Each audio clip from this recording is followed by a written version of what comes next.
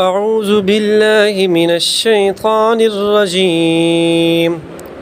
بسم الله الرحمن الرحيم.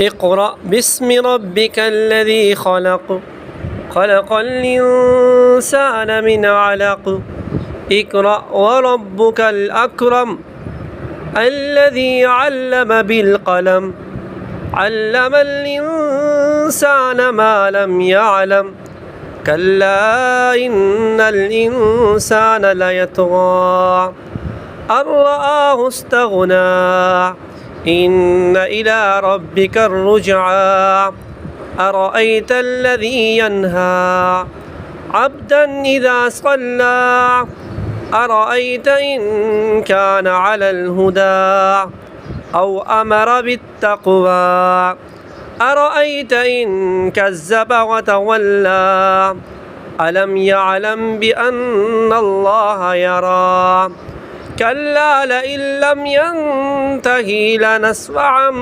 بالناصية ناصية كاذبة خاطئة فليدع ناديه سندع الزبانية كلا لا تطعه واسجد واقترب صدق الله العظيم.